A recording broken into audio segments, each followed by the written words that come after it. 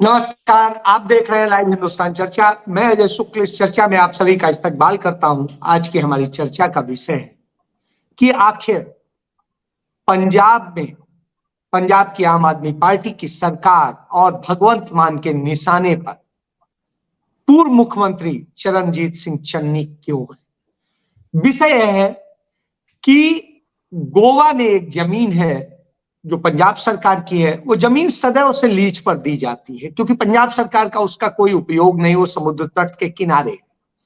तो उसके साथ में ही एक 5 स्टार होटल है, उसे लीज पर दी गई। लीज पर दिए जाने की जो एक प्रक्रिया है उसे किया जाता है क्योंकि वो आधे समय में समुद्री पानी से घिरती है, तो वो बीच की जमीन है। इसको लेकर के कि उसे लीज पे दिया गया, उसे सस्ते पे दे दिया गया, और इस सारे आरोपों को लेकर के जो मुख्यमंत्री हैं भगवंत मान, उन्होंने चरणजीत सिंह चन्नी को घेरा। इसको लेके कांग्रेस पार्टी बार बार कहती है कि आखिर चरणजीत सिंह चन्नी जो एक पहले पंजाब के दलित मुख्यमंत्री थे, उन्हें क्यों घेरती है, क्यों बार बार उन्हें निशाना बनाती है, जबकि उनके खिलाफ कोई आज तक सबूत जुटा नहीं पाई है। इसी पर चर्चा के लिए हमारे साथ में एक पैनल है जिससे आपका तारुफ कराते हैं। हमारे साथ में आम आदमी पार्टी की तरफ से जसतेज सिंह जी हैं, हमारे साथ में के.एस. मठारू हैं अकाली दल से, हमारे साथ में कंवर सिंह मंजिल है भारतीय जनता पार्टी से, और हमारे साथ में और भी लोग जुड़ेंगे। तब तक इस चर्चा की मैं शुरुआत सीधे आम आदमी पार्टी से करता हूं। आखिर क्या वजह है जसतेज जी कि बार बार चरणजीत सिंह चन्नी को ही निशाना बनाया जाता है? जी शुक्ला जी, नमस्ते। पहले तो आपको इसमें कई बारी करप्शन के रिलेटेड अगर हम देखें तो इस पार्टी का, आम आदमी पार्टी का जो जन्म है वो हुआ ही इंडिया अगेंस्ट करप्शन से है। तो 2011-12 का हम चाहे एक रेवोल्यूशन लगा लें, और अगर हम अपने विरोधियों को भी देखें, और चाहे कुछ लोग जो से हमें छोड़ गए, जिनको बार बार कई बारी मीडिया में काफी तवज्जो मिली, चाहे योगेंद्र यादव हो, चाहे प्रशांत भूषण हो, उन सभी का एक मापदंड के रिलेटेड उनका आइडिया क्लियर है।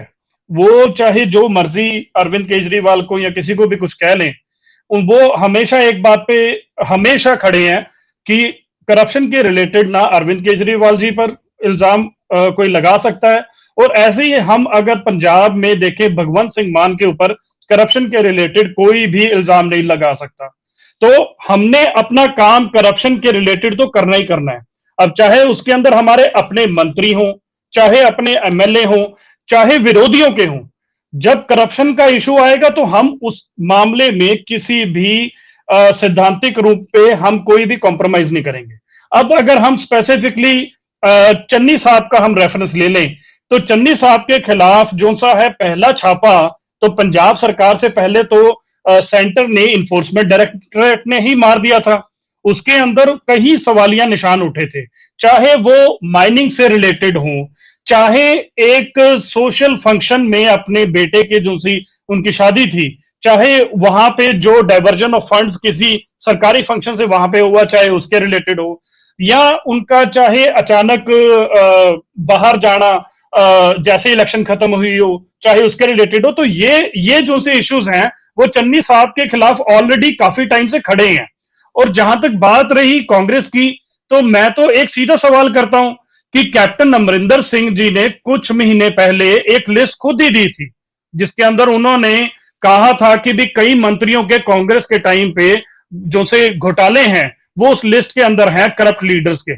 तो वो लिस्ट इनफैक्ट उन्होंने मान साहब को भी दी और उन्होंने पब्लिक में भी दिखाई। हालांकि सवाल ये उठता है कि जब उनकी नॉलेज में थी वो लिस्ट, और वो कह भी रहे हैं कि भी उस वक्त मैंने कई बारी सेंटर की कमांड को कहा उन्होंने कि हाँ जी कांग्रेस में ये करप्ट मिनिस्टर है, उसके खिलाफ उन्होंने कोई एक्शन नहीं लिया। पर सवाल ये भी उठता है कि कैप्टन अमरिंदर सिंह ने क्यों नहीं एक्शन लिया। अब आज के हम स्पेसिफिक टॉपिक के ऊपर जो आपने मुद्दा उठाया गोवा का, शुक्ला जी आप भी जानते होंगे और पंजाब की जनता भी जानती है कि गोवा की इस 9 एकड़ की प्रॉपर्टी के बारे में कभी किसी को, शायद आम जनता को पता ही नहीं था। अगर आज सीएम भगवंत सिंह मान ने सरेआम खुले में बोला कि एक 9 एकड़ की प्रॉपर्टी गोवा में पड़ी है, तो आपको सच बताऊं मैं भी एक बार हैरान रह गया था कि पंजाब सरकार की गोवा में भी प्रॉपर्टी है और वो भी 9 एकड़। तो पहले क्या होता था, पहले जो सी पुरानी सरकारें आती थी, चाहे वो अकाली भाजपा की है चाहे कांग्रेस की है, तो एक माफिया दूसरे माफिया में कन्वर्ट हो जाता था और पब्लिक में लोगों के सामने ये बात कभी नहीं आती थी कि भी पंजाब सरकार की इतनी इतनी प्रॉपर्टी वहां पे है। आज आते सार जैसे ही किसी घपले के बारे में पता लगता है तो उसको सार्वजनिक रूप से पब्लिक के सामने ला दिया जाता है। अब अगर हम आगे की बात करें तो अपना जो विजिलेंस है, विजिलेंस ने डिस्प्रपोर्शनेट एसेट्स के केसेस के रिलेटेड जो सी है इंक्वायरियां की हैं चन्नी साहब के खिलाफ, जो जिनका वेरवा मैंने पहले भी दिया, और अगर वो पार्ट साफ हैं, अगर वो साफ इमेज के हैं, तो मुझे नहीं लगता कि यहां पे विरोधियों को ऐसे सवाल उठाने चाहिए कि भी हाँ जी हमारा कोई अल्टीरियर मोटिव, हमारा कोई नापाक इरादा है, क्योंकि हम इस मामले के अंदर साफ स्पष्ट हैं। चाहे हमने ऑर्डिनेंस के मामले में कांग्रेस से सपोर्ट मांगा तो पंजाब की यूनिट कहती एक तरफ तो हमारे पास विजिलेंस ब्यूरो का छापा मारते रहते हो, दूसरी तरफ सपोर्ट मांग रहे हो, पर उसके बारे में हम क्लियर हैं कि ऑर्डिनेंस का मामला संवैधानिक है, जो संविधान के खिलाफ है, हम उसकी सपोर्ट मांग रहे हैं। बट हम अगर ये कहें कांग्रेस के लीडर कि हाँ जी ये इनकी की हुई करप्शन के मामले में हम चुप कर जाएंगे, तो वो हम नहीं करेंगे। तो ये जो साफ मामला है, पहले एक एक राउंड सबसे ले लेते हैं, फिर उसके बाद दोबारा आते हैं। के.एस. मठारू साहब के पास जाऊंगा। जिस तरीके से जसतेज जी ने कहा कि इसके पहले तो किसी को पता ही नहीं था, अकाली दल सरकार होती थी वो किसी को दे देती थी, कांग्रेस सरकार होती थी वो किसी को दे देती थी, तो जितनी सरकारें हैं वो सरकारें सब सवालों के घेरे में। आप भी सरकार में रहे, तो उस जमीन के बारे में क्यों नहीं आपके समय में जिक्र हुआ, क्यों नहीं आई? जी के.एस. मठारू साहब। अजय जी, सबसे पहले तो ये कांग्रेस के रिलेटेड जो विषय है हमारा डिबेट का, उनको होना बड़ा जरूरी था, वो नहीं है, चलो कोई बात नहीं। मगर जो हमारे आम आदमी पार्टी के जसतेज सिंह जी बात कर रहे हैं, ईमानदारी की बोल रहे हैं कि अरविंद केजरीवाल के ऊपर कोई दोष नहीं है, हमारी पार्टी के ऊपर कोई दोष नहीं है। देखो, हम पहले से एक बात कहते हैं कि करप्शन के मामले में अगर कोई भी करप्शन करता है, गलत काम करता है, तो उसके ऊपर कार्रवाई होनी चाहिए। लेकिन सिर्फ ये देख के नहीं, पॉलिटिकल वेंडेंटा पॉलिटिक्स के आधार पर नहीं, उनके ऊपर कार्रवाई होनी चाहिए। मगर एक बात ये बोलते हैं कि अरविंद केजरीवाल जी जो ईमानदारी की बात करते हैं, आम आदमी पार्टी बड़ी ईमानदार है और आज तक जितनी पार्टियां थी सबको चोर बोल देते हैं, ये तो सभी लूट रहे हैं, टूट रहे हैं। लेकिन मैं एक बात पूछना चाहता हूँ, क्या 45 करोड़ रुपए का जो बंगले का घोटाला आजकल बात चल रही है अरविंद केजरीवाल की, उसमें उनका क्या स्टैंड है? और जो इनके जेल में बैठे हैं शराब घोटाले में, मंत्री बैठे हैं, 2-3 घोटाले और इनके सामने आए हैं, उनके बारे में इनका क्या स्टैंड है? और ये बोल रहे हैं, एक बात इनको देखने में मिल जाती है, कहते हैं हम अपनों को भी नहीं छोड़ते। ये बात करते हैं करप्शन की, अपने पंजाब वाले जो मंत्री थे, मानसा वाले विजय कुमार सिंगला और फौजा सिंह सरारी, उनके ऊपर एलिगेशन लगे, अमित रत्न उनके ऊपर एलिगेशन लगे, और अभी अभी पीछे से एसी वाली बात, वो मोगा की एमएलए की अमनदीप कौर, उनके ऊपर एलिगेशन लगे। सो बात यह है कि अगर वो करप्ट हैं, आपने भगवंत मान ने बोला कि हमारा वो एमएलए है, जो मंत्री है, वो पैसे ले रहा था, मेरे पास ऑडियो है, मेरे पास वीडियो है, वो आज तक पार्टी में क्यों है? भगवंत मान मानसा में गए, इनके सारे मंत्रियों के साथ बैठकर विजय सिंगला ने मीटिंग की। तो ये दोहरा स्टैंड है। और जो बात आज हम कर रहे हैं चरणजीत सिंह चन्नी की, एक बात तो ये है कि मेरे को तो ये लग रहा है कि ये हर बार एक नई छुरली छोड़ देते हैं, शुकुफा छोड़ देते हैं ध्यान को डाइवर्ट करने के लिए। अभी आपको शायद पता नहीं होगा, आज पंजाब में क्या मुद्दा चल रहा है। पंजाब में मुद्दा चल रहा है कि जीरकपुर, खरड़ और मोहाली, यहाँ पे नगर कौंसलें हैं, जिन तीनों कौंसलों के पास 4000 एकड़ जमीन है, और वहां पे एक पे तो कांग्रेस की सत्ता है और दूसरी पर अकाली दल की है, एक में जो भाजपा की है। जो इनके एमएलए मंत्री हैं, उनका बस नहीं चल रहा करप्शन करने के लिए 4000 एकड़ जमीन को। अब वो उन तीनों नगर काउंसिलों को भंग करके एक नगर निगम बनाने में, बड़ा महानगर बनाने में जुटी हुई है ये आम आदमी पार्टी। वो इशू अभी सुलगने लगा था, बोलने लगा था कि गोवा की 9 एकड़ जमीन को लेकर इन्होंने इशू खड़ा कर दिया चरणजीत चन्नी का। अगर चरणजीत चन्नी ने करप्शन किया है, हम मानते हैं, हमारे विक्रम सिंह मजीठिया ने वो प्रेस कॉन्फ्रेंस की थी, उसमें उन्होंने बताया था 300 करोड़ का घोटाला जो लैंड माफिया में हुआ, और ईडी की वहां, ये बात सही बोल रहे हैं जसतेज जी, ईडी का छापा पड़ा था और 10 करोड़ की रिकवरी हुई थी। मगर इनको एक बात पूछना चाहता हूँ, ईडी का एक लेटर आया था गृह मंत्रालय को, हमारे पंजाब के गृह मंत्रालय को, कि चरणजीत चन्नी के खिलाफ एफआईआर दर्ज की जाए, क्यों नहीं की इन लोगों ने? और एक 2-2 वाली बात कर रहे थे, 2 करोड़ वाली बात कर रहे थे। ये वो खिलाड़ी भी लेके आए थे कि उसने बोल भी दिया था कि मेरे से 2 करोड़ रुपए मांगे। उसकी कहां पे जांच चल रही है, कौन सी एफआईआर हुई है, चरणजीत चन्नी का कौन सा रिश्तेदार, ये सिर्फ मुझे नहीं लगता कि कोई कार्रवाई कर रहे हैं। ये टीआरपी एक्सरसाइज करते हैं जब भी किसी मुद्दे पर गिर जाते हैं, जब भी किसी मुद्दे नीचे आने की कुछ। आज तक आप एक बात बताइए, कभी भी इन्होंने कोई कार्रवाई की? सब झूठ। आज तक इनकी किसी बात का, इन्होंने कहा जीरा फैक्ट्री बंद कर दी, वो चल रही है। इन्होंने कहा गोल्डी ब्राड डिटेन हो गया, वो नहीं हुआ। इन्होंने कहा जितनी बातें इन्होंने की, बीएमडब्ल्यू का कहा कि बीएमडब्ल्यू का प्लांट रहा है, स्टील फैक्ट्री आ रही है, अभी कह रहे थे 2-3 बातें इन्होंने और कही, लेकिन कोई भी इनका सिरे नहीं लग रहा। सो ये ध्यान डाइवर्ट करने के लिए, ये बात नहीं है कि 9 एकड़ का पहले लोगों को नहीं पता। एक तो ये पता नहीं कौन से ग्रह से आए हैं, ये बोलते हैं कि जो हमें पता है पिछले 70 सालों से, ना ही तो किसी को पता है, ना ही तो किसी ने काम किया है। इतनी बिल्डिंगें, इतने रोड्स बने हुए हैं, इतनी बिल्डिंगें बनी हुई हैं, कोर्ट कॉम्प्लेक्स, डीसी कॉम्प्लेक्स, विधानसभा, ये क्या इन्होंने बनाए हैं क्या एक साल में आके? ये इतने झूठे लोग हैं, अपनी बात को दबाने के लिए एक ईंट का डेवलपमेंट का काम नहीं किया। चलिए मठारू जी दूसरे राउंड में आता हूं। मैं सबसे एक कमेंट चूंकि ले लूं, मैं कंवरवीर सिंह मंजिल साहब के पास जाऊंगा कि बड़ी जस्तेज जी ने एक बात कही कि जब ये सत्ता में नहीं भी आए थे तब भी आपकी ईडी ने और सबने चन्नी को निशाना बनाया था, सब चन्नी पे छापा मारे थे, उसके अलावा तमाम सारी चीजें कर रहे थे। तो आज जब ये, हालांकि आप अब तक अपने ईडी के जरिए उनको कहीं पर कुछ वो नहीं निकाल सके हैं, उनके खिलाफ कोई चीज साबित नहीं कर सके, तो आपका जो छापा था और सब कुछ था वो तो टाइम फिक्स हो गया।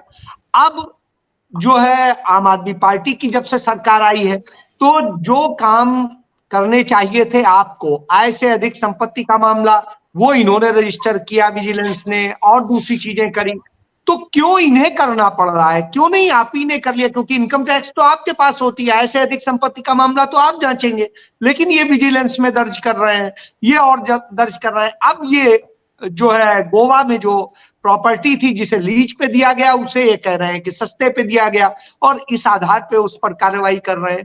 आप लोग ने क्यों नहीं करी? क्योंकि इंटर स्टेट था, आप तो सब कुछ कर सकते थे।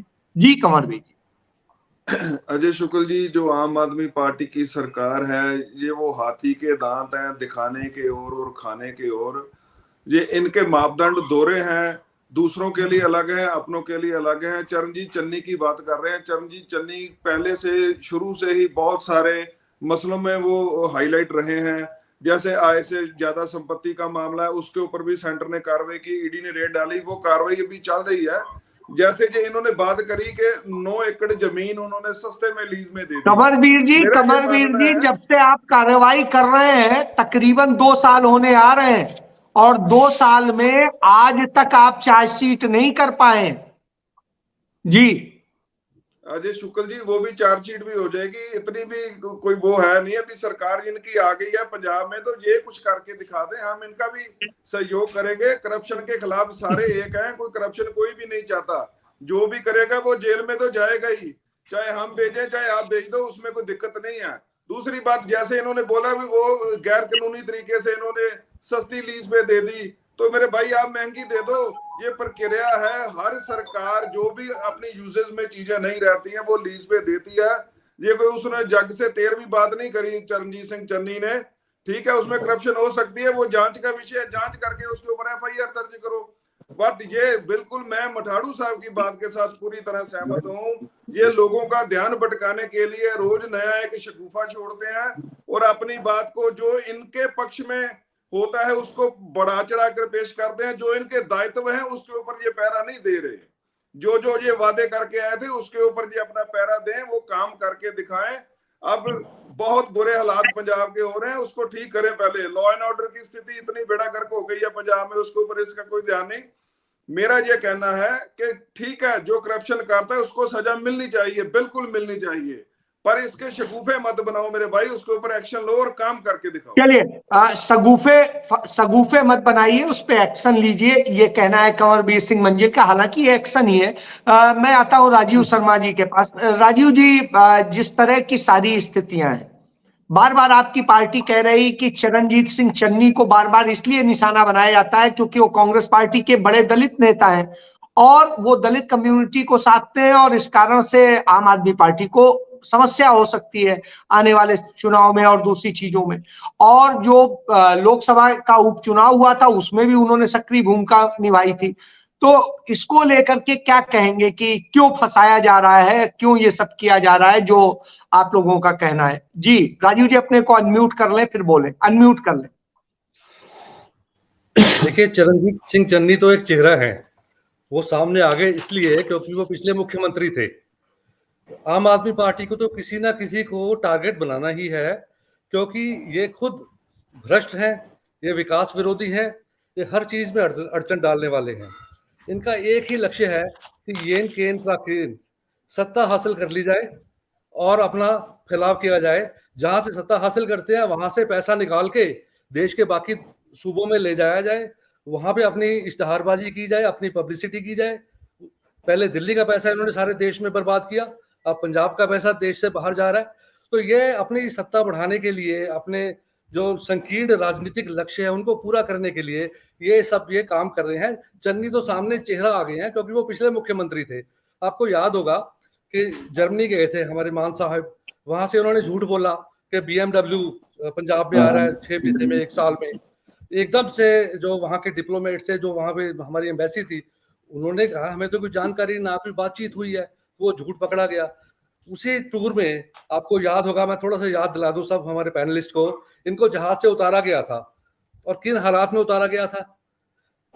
ये सारी बातें उसको लेकर के राजीव जी, उसको लेके बहुत सारे विवाद भी। मैं ये कहना चाह रहा हूँ कि इन बातों को छुपाने के लिए, अब देखिए दिल्ली में क्या हो रहा है इनका। एक मंत्री पे 100 करोड़ का इल्जाम लगाया हुआ है, वो लिया हुआ उन्होंने। दूसरे मंत्री अभी 1 साल से जेल में है क्योंकि उनकी जेल में बीमार बहुत हो गए थे, इसलिए अस्पताल जाने के बहाने उनको थोड़ी सी बेल मिल गई। केजरीवाल जी अभी शोर मचा रहे हैं कि उनके खिलाफ CAG की इंक्वायरी चल रही है। 15 से 20 करोड़ सैंक्शन हुआ था उनके घर को रेनोवेट करने का, और उन्होंने उस 15 से 20 करोड़ को की बजाय 53 करोड़ लगा दिया। वो सामने बातें आ रही हैं कि उन्होंने बिल डबल किए हैं, बिल बढ़ाए हैं। जो केजरीवाल के घर की बात कर रहा हूँ जो दिल्ली में है। तो ये सब बातें छुपाने के लिए और अपनी फेलियर छुपाने के लिए इन्होंने वादा किया था कि हर उनको 1000 रुपया देंगे महीने का हर महिला को। इन्होंने वादे रेगुलराइज करने के लिए दिए थे एम्प्लॉइज को। चलिए वो विषय नहीं है, तो मुझे लगता है विषय पे केंद्रित रहना चाहिए। मैं कह रहा हूँ ये छुपाने के लिए ये टारगेट कर रहे हैं चन्नी जी को। अच्छा ठीक है, ये टारगेट कर रहे हैं चन्नी जी को। मैं दोबारा आऊंगा, आपसे लूंगा। मैं जस्तेज जी के पास जाता हूं। जस्तेज जी, जिस तरह से सबकी आपने बात सुनी, इसके बाद में एक चीज आती है कि जब आप ईमानदारी की बात करते हैं, सारी चीज बात करते हैं, तो आपके तमाम मंत्रियों के खिलाफ जो मुकदमे भारतीय जनता पार्टी जब दर्ज करती है यही कह के कि उन्होंने भ्रष्टाचार किया है, CBI ED जो भी करते हैं, तो आप उसे दुरुपयोग बताते हैं। जब आपकी विजिलेंस करती है तो आप कहते हैं आप तो भ्रष्टाचारियों पे कार्रवाई कर रहे हैं। जब भारतीय जनता पार्टी कोई अध्यादेश आपके उसके खिलाफ लाती है तो आप कहते हैं संविधान खतरे में है, उसके लिए लड़ना है। और जब आप उसी तरीके से कर रहे होते हैं और फिर आप भारतीय जनता पार्टी के साथ तमाम मसलों पे खड़े हो जाते हैं, तो ऐसी स्थिति में आपका आखिर स्टैंड क्या है? क्या सिर्फ सरकार के लिए या सचमुच आप कुछ करना चाहते हैं? जी जस्तेज जी। देखिए शुक्ला जी, मैं बाकी के पैनलिस्ट को सुन रहा था तो बड़ी मतलब एक स्थिति है, एक हासोहीनी जिसे हम पंजाबी में कहते हैं, कि किसी ने भी ये नहीं कहा कि भाई अगर चन्नी साहब ने किया तो उनको अंदर करो या ठीक कर रहे हो, हम करप्शन के खिलाफ खड़े हैं। एक आधी लाइन बोल के जो सरकार के बाकी मठारू साहब तो पता नहीं नगर निगम में बीच में ले आए, वो तो पता नहीं कहां पे जीरा की फैक्ट्री ले आए, यहाँ पे BMW की बातें हो रही हैं, जिससे एक बात तो साबित होती है कि भी इनके पास बस एक ही मुद्दा है। चाहे ये लोगों के सामने जाते हैं ये अलग अलग है, अंदर से ये लोग एक ही हैं। पर इनमें से किसी ने भी इस एक्शन को सपोर्ट नहीं किया। जहां तक ये बात कर रहे हैं 2 करोड़ की, जैसे मंजिल जी ने कहा कि 2 करोड़ की बात की, देखिए एक स्पेसिफिक लॉ होता है एंटी करप्शन के अंदर, जिसके अंदर सिर्फ ऑफर ही नहीं एक्सेप्टेंस भी आती है, ठीक है ना। तो ये जानबूझ के इन चीजों को उलझाने की कोशिश कर रही है, बता नहीं रहे कि ऑफेंस कब बनता है डिस्प्रपोर्शनेट एसेट्स में। पर जैसे ही हमारे पास जानकारी आई कि हाँ जी एक इंसान हमारे पास आ रहा है, आपके पास जाता है, वो कहता है कि हाँ जी मेरे साथ धक्का हुआ, 2 करोड़ लेने की कोशिश की है। अगर हमारे इरादे साफ ना होते तो क्या उसे पब्लिक करते? ये मुद्दा लोगों के सामने आना जरूरी था। अब जहां तक आप बात कर रहे हैं ईडी की और इनकी, देखिए मनीष सिसोदिया का जो सा मुद्दा है ना, इनफैक्ट किसी दिन आप, मेरी रिक्वेस्ट है कि आप डिबेट भी करिएगा, आपके सामने मैं बताऊंगा कि कहां पे क्या क्या हुआ है। पर मैं आपको यहां पे क्लियर कर देता हूं कि एक्साइज पॉलिसी के रिलेटेड सीबीआई ने पहले 4 बारी इंक्वायरी की थी, और उस 4 बारी की इंक्वायरी के अंदर सीबीआई ने कोई भी मामला दर्ज नहीं किया था पिछले सालों में, इसी रिलेटेड, इसी एक्साइज पॉलिसी के रिलेटेड। पर मैं आपको शॉर्ट में बताता हूं, इन्फोर्समेंट डायरेक्ट, आप एक ध्यान दीजिए कि मनीष सिसोदिया जी के खिलाफ डिसप्रोपोर्शनेट एसेट्स के बारे में कोई नहीं बात करता, मनी की ट्रेल के बारे में चुप है सारे एक ही बात कहते हैं, वो साउथ वाले आ गए उनको दे दिया। एक भी बात ना ईडी करती है और ना कोई करता है कि मनी की ट्रेल मनीष सिसोदिया से कैसे लिंक हो रही है।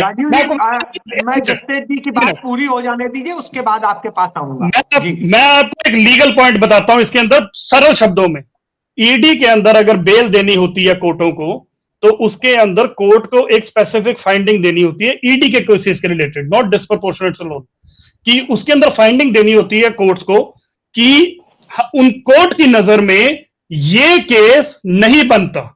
एक ऐसी फाइंडिंग देनी होती है जो कि ड्यूरिंग द इन्वेस्टिगेशन, जब तक चालान पेश नहीं होता या जब तक कार्रवाई पूरी नहीं होती पुलिस की, वो कोर्ट्स थोड़ी बाउंड होती हैं संवैधानिक तौर पे, क्योंकि अगर कोर्ट ऐसी कोई फाइंडिंग दे दे तो वो उसका असर जो सा है वो पुलिस के ऊपर, उनके इन्वेस्टिगेशन के ऊपर पड़ता है। तो इन्होंने एक लक्यूना ढूंढ लिया है सेंटर ने। पहले देखो इसी मामले, एक्साइज के मामले में इन्होंने स्टार्ट कहां से किया था, बीजेपी ने इन्होंने स्टार्ट किया था 11,000 करोड़ का घपला, फिर आगे 1100 करोड़ पे, फिर चंद करोड़ों पे आगे। तो इससे पता लगता है कि भी हाँ जी इन्होंने पहले कोशिश की सीबीआई के थ्रू, पर सीबीआई के अगर केस में जाते डिस्प्रोपोर्शनेट में तो ये मनी की ट्रेल कभी प्रूव ही नहीं कर सकते थे कि मनी कहां पर गया, किसने दिया और मनीष सिसोदिया जी की जेब में आया कि नहीं आया। तो यहां पर इन्होंने जानबूझ के ईडी को बीच में ले आए, क्योंकि ईडी में बेल देने का मापदंड बहुत ऊंचा होता है। तो ये चीजें पब्लिक के सामने, मैं तो कहता हूं किसी दिन आप करो, मैं आपको दिल्ली हाईकोर्ट की जजमेंट पूरी डिसाइफर करके बता दूंगा। पर हमें संवैधानिक तौर पे जो ऑर्डिनेंस आया उससे पहले जो एमएचए की नोटिफिकेशन थी, हाई कोर्ट हमारे खिलाफ आ गया था, पर हम सुप्रीम कोर्ट गए, सुप्रीम कोर्ट में एमएचए की नोटिफिकेशन जो सी सर्विसेज हमारे हक में आई। तो हमें विश्वास है कि मनीष सिसोदिया जी के मामले में हमें सुप्रीम कोर्ट से राहत मिलेगी। जो सी दूसरी बात ये कर रहे थे, अब कई बार विजय सिंगला जी की बात कर लेते हैं उनके, क्या विजय सिंगला जी अंदर नहीं रह के आए? हमने कार्रवाई नहीं की। अगर आज की डेट में चन्नी साहब से हम बिना उनके खिलाफ कोई इंक्वायरी करे उनको अंदर दे दे, तो कल को यही लोग बैठ के कहेंगे देखो जी इंक्वायरी तो की ही नहीं, उसको तो ऐसे ही अंदर कर दिया। एक तो हम उनको पूरा मौका दे रहे हैं, सीधी सी बात है डिस्प्रोपोर्शनेट एसेट्स का केस है, उसके अंदर कोई रॉकेट साइंस नहीं है। उसके अंदर जो उनकी कमाई सीएम बनने से या एमएलए बनने से पहले या मंत्री बनने से पहले वो कैलकुलेट होती है, और उसके बाद जो से अक्यूज्ड हैं उनकी प्रॉपर्टी, उनके नियर डियर फर्स्ट रिलेशन में ब्लड रिलेशन की प्रॉपर्टी देखनी होती है, जो कि उनसे मांगा है। कोई रॉकेट साइंस नहीं है इसके अंदर, और वो अगर मैच करके। चलिए जसतेज जी इसी पे अब आगे बढ़ लेते हैं। कंवर मंजिल साहब, आप ही के पास आता हूं। बहुत बड़ी बात कही जसतेज जी ने कि जो आपने केस मनीष सिसोदिया के खिलाफ बनाए हैं, या जो सत्येंद्र जैन के खिलाफ बनाए, या जो और भी तमाम लोगों के खिलाफ बनाए, उसके अलावा पंजाब में जैसे रहा आप उठाते हैं, सिंगला का मामला उठाते हैं, दूसरे मामले उठाते हैं, कटारू शख्स से लेकर तमाम मामले आप उठाते हैं। तो ऐसी स्थिति में जब आप ये उठाते हैं, साबित आप कर नहीं पाते हैं। जी कंवर भाई जी। अजय शुक्ल जी, सभी साबित होंगे, कोई ज्यादा भी 3.5 पौने 4 साल अभी पड़े हैं इनके पास, सब साबित करेंगे, कोई इनको बहुत ज्यादा काली मत करें। दूसरी बात, मैं ना, मेरे एक दोस्त है, उन्होंने अपने घर की रेनोवेशन कराई है, 500 गज की कोठी है, उनका 30-35 लाख रुपए लगा, और मुझे लगा कि उनका घर शीश महल बन गया रेनोवेशन के बाद। पर मुझे ये नहीं समझ आ रहा कि अरविंद केजरीवाल साहब ने कौन सी ऐसी रेनोवेशन करवा लिया कि इतना करोड़ों रुपया उन्होंने अपनी रेनोवेशन पे लगा दिया है। तो पहले तो ये बातें वैगन आर से, वो शर्ट 300-400 रुपए वाली, ये वो बातें कहाँ चली गई इनकी? करप्शन, ये भी तो करप्शन ही है। आम जनता का पैसा है, एक मुख्यमंत्री अपनी रेनोवेशन के ऊपर 53 CR खर्च देता है, ये करप्शन नहीं है क्या? शुक्ला जी एक बात मैं कहना चाहता हूँ। नहीं शुक्ला जी, एक रिक्वेस्ट है। जी जी जी जी जस्टिस जी, एक सवाल और जोड़ ले। ये बात तो एक बिल्कुल सही है। मैं भी 2013 में इत्तेफाक से जब वो आंदोलन चल रहा था मैं भी साथ था, और उस समय की मेरी मित्रता है 2012-11 की, तो मैं उस दौर से जानता हूं। तो उस दौर में जो वो बात करते थे, जिस आम आदमी पार्टी की बात करते थे, जिस चरित्र की बात करते थे, जिन सुविधाओं को लेने की बात करते थे, आज उससे बहुत डिफरेंट है। जी जस्तेज जी। नहीं देखिए, जोन सा यहाँ पे बार बार लोगों को कुराहे पाया जा रहा है, जानबूझ के ऐसी बात की जा रही है। मैं वही सोच रहा हूँ कि भी देखिए, आप भी इतने पुराने पत्रकार हैं, और यहाँ पे जो से मेरे पैनलिस्ट, जो से मेरे दोस्त बैठे हुए हैं, उनको भी पता कि रिनोवेशन का पैसा कहाँ पे लगा है। बार बार कही जा रहे अरविंद केजरीवाल अपने मकान पे लगा रहे हैं, अपने मकान पे। शुक्ला जी आपको नहीं पता कि कहाँ पे लगा पैसा? वो सीएम हाउस के ऊपर लगा है, और वहां पे 70 साल से प्रॉपरली काम नहीं हुआ था, ढंग से काम नहीं हुआ था। वहां पे कई बार ये आया भी है, न्यूज में भी आया है कि वहां पे छत गिर गई, कभी कुछ गिर गया। अब वहां पे अगर सीएम, वहां पे क्या सीएम ने खुद रहना है? अगर दिल्ली की जनता चाहेगी तो किसी और को सीएम पे वहां पे बिठा देगी। क्या उन्होंने घर उठा के, वहां से उठा के अपना जो सा दिल्ली में कहीं और वहां पे शिफ्ट कर देना है? मतलब एक बात को कैसे लोगों के सामने झूठ बोल के, मैंने कहा ना कि भी एक सीधी सी पॉलिसी है भाजपा की, वो है कि एक बारी झूठ बोलो लोग विश्वास नहीं करेंगे, 2 बारी बोलो विश्वास नहीं करेंगे, 3 बारी नहीं, पर इतना झूठ बोलो कि लोगों को वो सच लगना शुरू हो जाए, वो चाहे भाजपा है। आप चलिए जस्टिस जी, तो भाजपा की नींव, कंवर जी आप इतना झूठ क्यों बोलते हैं भाई? अजय शुक्ल जी, 53 CR में 53 कोठियां खड़ी हो जाती हैं, रेनोवेशन पे 53 करोड़ रुपया लग ही नहीं सकता। मेरी जान, माफी देना, हो सकता है मेरे शब्द आपको अच्छे ना लगे हो, पर 53 CR आपने पार्लियामेंट में लगा दिया। चलिए कंवर जी, चूंकि समय की बाध्यता होती है, सबसे वो लेना है कोट है। मैं मठारू साहब के पास जाऊंगा। मठारू साहब, जिस तरीके से जस्तेज जी ने बोला कि 70 साल से उस कोठी पे कोई काम नहीं हुआ था इसलिए काम किया है, तो 70 साल में आप लोगों ने जब बहुत कुछ नहीं किया था तो वो कर रहे हैं, तो फिर स्थिति क्या है कि हाँ, कभी आप कहते हैं अजीत अखबार वालों की, कभी कुछ, तो हर चीज पे आप लड़ने लग जाते हैं। भाई वो तो भ्रष्ट लोगों पे कार्रवाई कर रहे हैं। जी अजय जी पता है क्या है, हम पहली बात तो जस्तेज जी एक अपना इस बात को करेक्ट करें कि ये बोल रहे हैं चन्नी के ऊपर कार्रवाई नहीं होनी चाहिए। मैंने पहले ही बोला है कि आपको चन्नी के ऊपर कार्रवाई करनी चाहिए। आपको तो वो FIR भी लॉन्च करनी थी जो ईडी ने आपको लेटर लिखा था गृह मंत्रालय को कि FIR लॉन्च करो, आपने की नहीं। हमने तो यही बोला था कि जो 2 करोड़ रुपए वाली बात थी उस पर भी कार्रवाई होनी चाहिए थी। अब डिमांड और एक्सेप्टेंस पे आ गए, अब लीगल वर्डिंग पे आ गए। वो तो मुझे भी पता है डिमांड और एक्सेप्टेंस चाहिए। क्या आपके मुख्यमंत्री को उस वक्त नहीं पता था किसी को डेफामेशन कर रहे हैं? नहीं पता था उनको? क्या ये क्राइम नहीं है? मांगे हैं, मांगना कोई क्राइम है क्या? किसी ने दिए नहीं, या किसी ने, अब आप बोल उनको सेटिस्फाई कर रहे हो। फिर तो विजय सिंगला ने भी पैसे नहीं लिए थे, उस पर आपने FIR क्यों लॉन्च कर दी?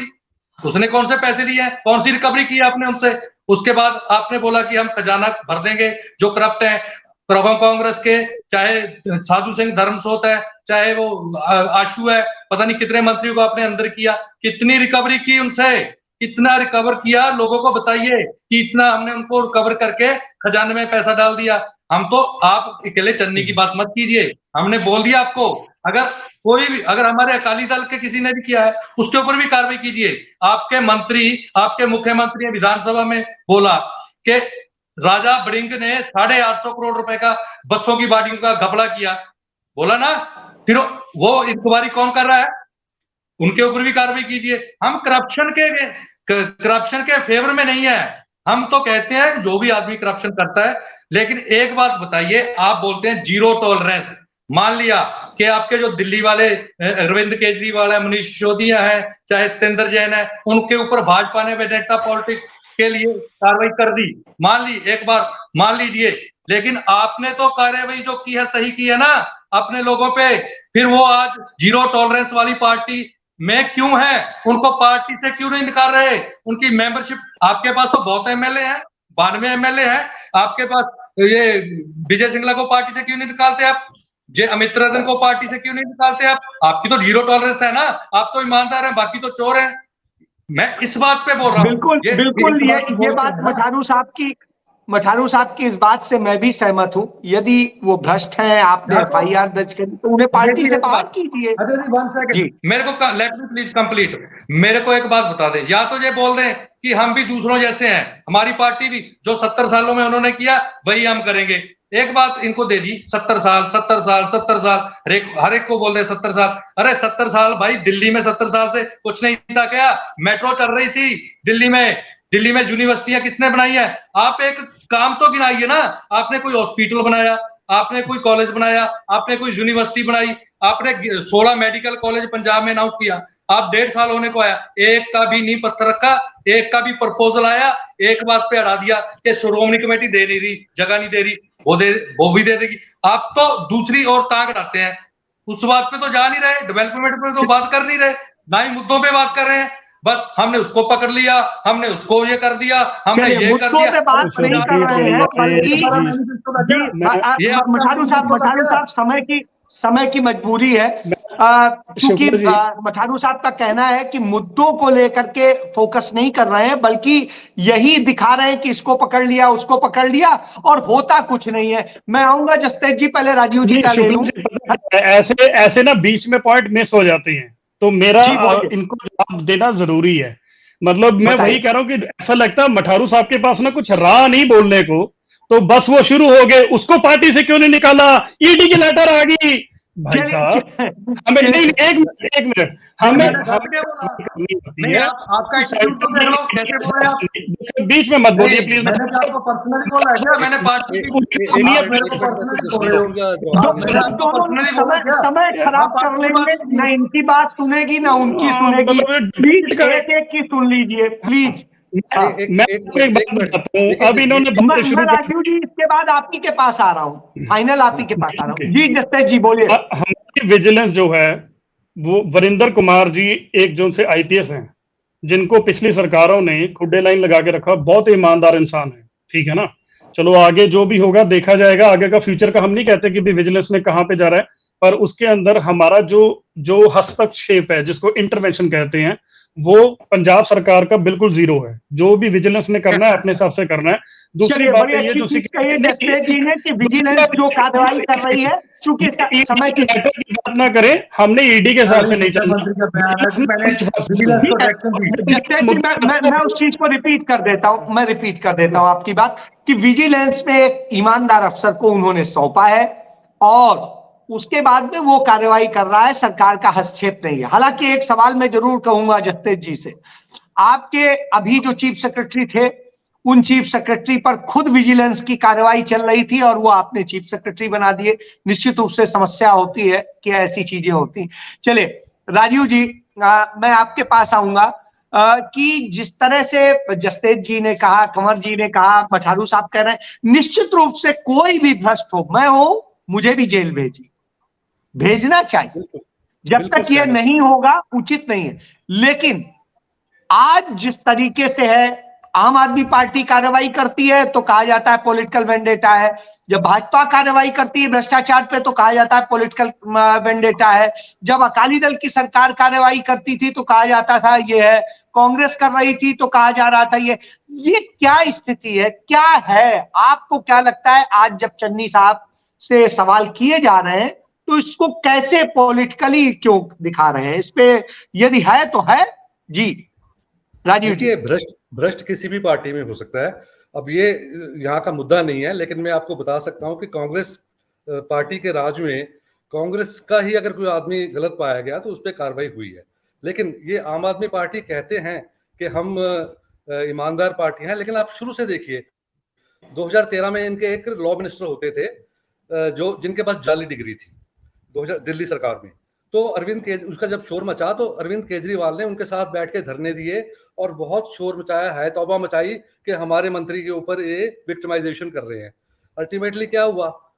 उन्होंने 3-4-6 महीने एजिटेशन करते जी, रहे। अवध यूनिवर्सिटी की डिग्री वो बता रहे थे वो फर्जी पाई गई। ठीक है वो जाली जी। पाई गई। अभी थोड़ी देर पहले आ जाइए, इनके एक एमएलए है कोट फत्ता साहब, वो कमरे में रिश्वत लेते उनके पीए पकड़े गए, उसी कमरे में, उसी साथ के कमरे में वो बैठे थे, पीए के पास से पैसा बरामद हो गया। विजिलेंस ने दोनों से क्वेश्चन छापा पड़ा, क्योंकि पहले विजिलेंस को इन्फॉर्म कर दिया गया था रिश्वत देने वाले ने कि ये मेरे से मांग रहे हैं पैसा एमएलए साहब, तो आप आ जाइए जब मैं पैसा दूंगा। तो उन्होंने रंगे हाथों पकड़ लिया उसको। तो गिरफ्तारी किसकी हुई? पीए की।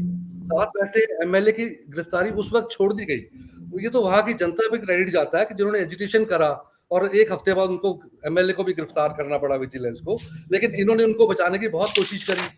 उसी वक्त गिरफ्तार हो जाते हैं, लेकिन टेलीफोन की घंटियां ऊपर से खड़क गई विजिलेंस को कि इनको गिरफ्तार नहीं करना है। तो अपने अब ये चर्चा कर रहे थे सिसोदिया साहब की और अपने सत्येंद्र जैन की दिल्ली में। चलिए वो छोड़िए, मुझे लगता है यहीं पे रहे हम। कुछ गलत फैक्ट दिए हैं, अपने बंदे को कहते हैं विक्टिम है। गलत फैक्ट इसलिए दिया है कि इनके एक विजय नायर हैं, इनके जो कम्युनिकेशन इंचार्ज थे दिल्ली में, उन तक तो ट्रेल है ना 100 करोड़ की। तो विजय नायर किससे बात कर रहे थे? सिसोदिया साहब से। विजय नायर किससे बात कर रहे थे? अरविंद केजरीवाल से। 14 टेलीफोन, ये रिकॉर्ड में है, चार्जशीट में है, 14 टेलीफोन मनीष सिसोदिया ने अपने डिस्ट्रॉय किए हैं, 14 सिम डिस्ट्रॉय किए हैं, एक सिम बच गया, उससे वो पकड़े गए। इतनी तो शातिराना हरकत की है उन्होंने, इतनी तो उन्होंने होशियारी से ये अपराध किया है, इसका मनी लॉन्ड्रिंग का भी और रिश्वत लेने का भी, तो कि इसको पकड़ना मुश्किल था। तो जो फोन डिस्ट्रॉय किए इसलिए किए हैं ताकि कहीं भी किसी को कोई रिकॉर्ड ना मिले कि इस बंदे ने इस बंदे से बातचीत करी है। तो इसी बात पे तो उनकी गिरफ्तारी हुई थी कि आप हमें बताइए कि आपने 14 फोन क्यों डिस्ट्रॉय। सर चलिए, वो दिल्ली का ट्रायल है, हम बात कर रहे हैं पंजाब के। मैं आपको बताता हूं, पंजाब पे चन्नी पे जो आरोप है जो बार बार लग रहे हैं, जिस तरीके से कैप्टन अमरिंदर सिंह ने उनके लिए कहा, अपनी जो चिट्ठी में एक भ्रष्ट लोगों की लिस्ट बनाई, हालांकि सवाल खुद कैप्टन अमरिंदर सिंह पर भी है। अमरिंदर सिंह पे पता नहीं कब कार्रवाई करेंगे ये लोग, लेकिन सच्चाई ये है कि बहुत सारी चीजें हैं सामने, और इन सब स्थितियों में सवाल बहुत सारे हैं, तमाम सारी चीजें हैं। भ्रष्टाचारी पर कार्रवाई होनी चाहिए, वो चाहे जिस पार्टी का हो। निश्चित रूप से आम आदमी पार्टी ये अच्छा कर रही है कि कुछ लोगों पे कार्रवाई कर रही है, लेकिन कुछ लोगों पे क्यों, सब पर होनी चाहिए। लेकिन किसी के ऊपर राजनीतिक कारणों से कार्रवाई नहीं होनी चाहिए, उसे परेशान नहीं करना चाहिए, यह जरूर सुनिश्चित होना चाहिए। इसके साथ मैं चर्चा समाप्त करता हूं, कल फिर मिलेंगे, तब तक के लिए धन्यवाद। जय हिंद, जय भारत।